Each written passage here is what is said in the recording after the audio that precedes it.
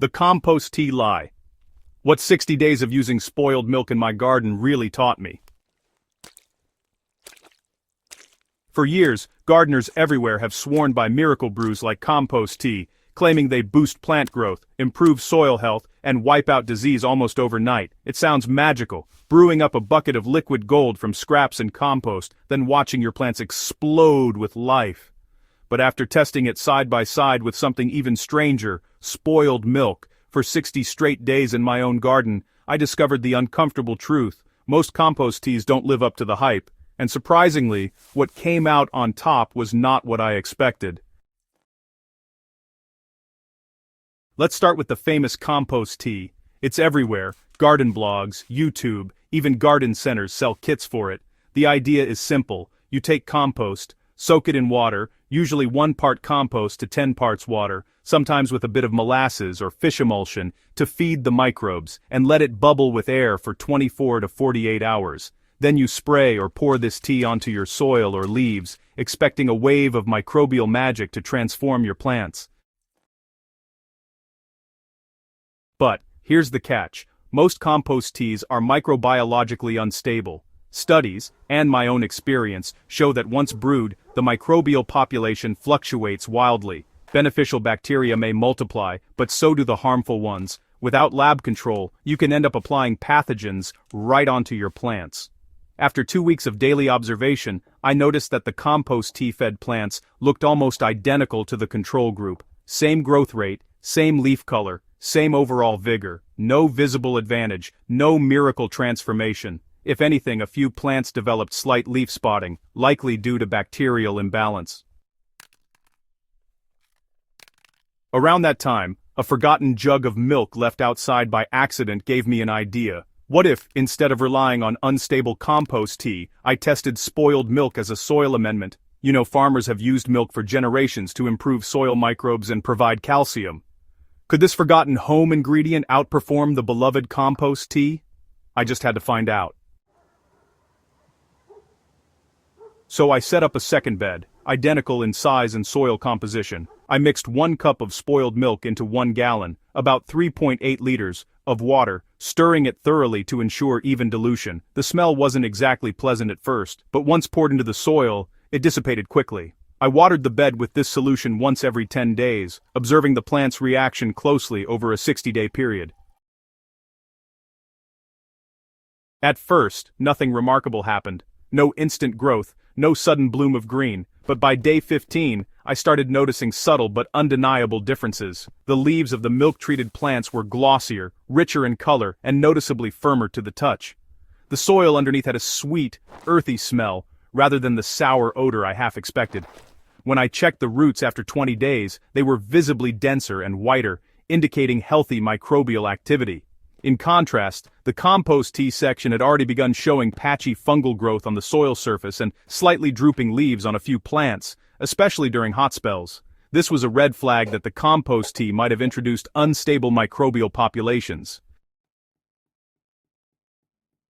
So, what made the spoiled milk outperform compost tea? Well, it turns out that when milk spoils, it becomes a rich medium for lactic acid bacteria, the same beneficial microbes used in probiotics and fermented foods. These bacteria suppress harmful pathogens in the soil, improve nutrient availability, and stimulate root growth naturally.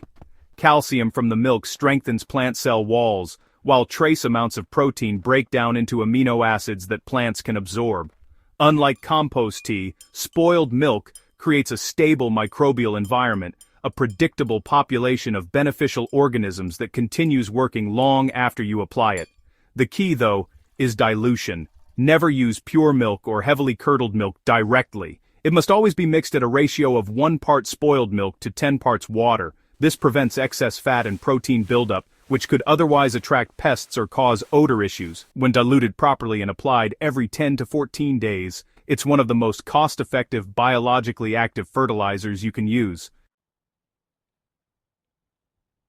By the end of the 2-month experiment, the results were undeniable. The plants treated with compost tea showed average growth with occasional signs of leaf fungal spots and uneven nutrient distribution. Meanwhile, the milk-treated plants stood taller, had thicker stems, and consistently greener foliage. Flowering varieties produced more blossoms and stronger buds, while leafy greens had noticeably improved texture and flavor. A soil test confirmed what I observed. The milk-treated soil had higher microbial activity and a slight increase in calcium levels, which contributed to improved nutrient uptake. Compost tea, while organic and natural, offered no measurable improvement in soil health over simple watering with compost-infused mulch. So, the real takeaway from this test isn't that compost tea is completely useless, it's that, honestly, it's just unreliable without really precise control. You just can't guarantee which microbes you're growing, or how stable they'll be when you actually apply them to your plants. It's, more of a gamble than a science, especially for home gardeners who don't have lab equipment. Now, spoiled milk, on the other hand, offers predictable biological benefits.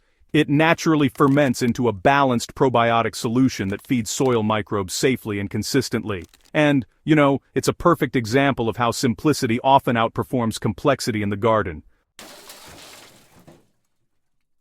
If you still enjoy brewing compost tea, you can actually improve it by skipping the aeration step and turning it into a fermented compost extract instead. Just soak compost in water, using a 1:5 ratio, for 7 days, strain it, and then use the liquid sparingly around your plants.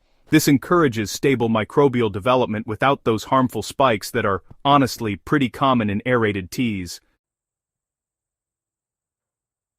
To recreate this at home, just follow this tested method.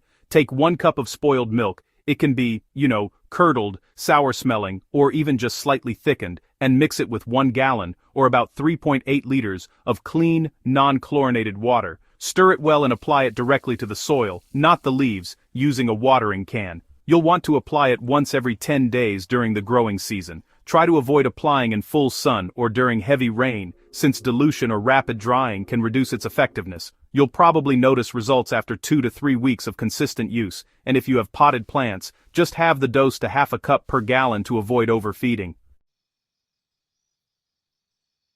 After 60 days of observation, data, and countless sniff tests, I can confidently say that spoiled milk is the underdog hero your garden never knew it needed. It's stable, predictable, and packed with beneficial microbes that compost tea just can't match without specialized control. The compost tea lie isn't that it doesn't work, it's that it's inconsistent and honestly, overhyped. Real soil health thrives on balance, not trends. Sometimes, what's sitting forgotten in your fridge can do more for your garden than the most viral gardening fad online.